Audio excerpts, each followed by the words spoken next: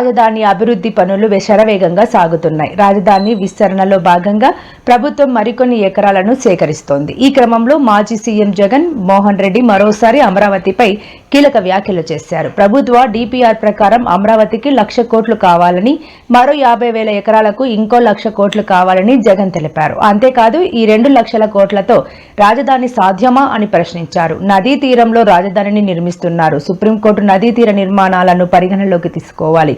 నదీ తీరంలో భవనం కడతామంటే ఎవరికి అనుమతి ఉండదు. కానీ చంద్రబాబు ఏకంగా నదీ తీరంలో రాజధానిని కడుతున్నారు. ముఖ్యమంత్రి ఎక్కడ కూర్చుంటే అది రాజధాని అని జగన్ వ్యాఖ్యానించారు. ఆ హయాంలో పరిశ్రమలు, పారిశ్రామికవేత్తలు వెళ్ళిపోయారన్నట్టుగా చంద్రబాబు గారు నిరంతరం బురద జల్లుతూ ఓ ప్రచారం చేస్తూ ఉంటాడు. ఆయనకు సంబంధించిన ఆయన ఎల్లో మీడియా, ఈనాడు, ఒక ఆంధ్రజ్యోతి, ఒక టీవీ5, వీళ్ళకి తోడు వీళ్ళకున్న డజన్ల కొద్దీ ఒక ఇటువైపు నుంచి ఇస్తాడు. పబ్లిసిటీ ఏమో వాళ్ళ పెద్ద కంపెనీల పేర్లు, ఒకటో రెండో పేర్లు అవి మాత్రం చెప్తాడు. రూట్ చూస్తే ఈ పక్క కేవలం కంపెనీ రాసిన లెటర్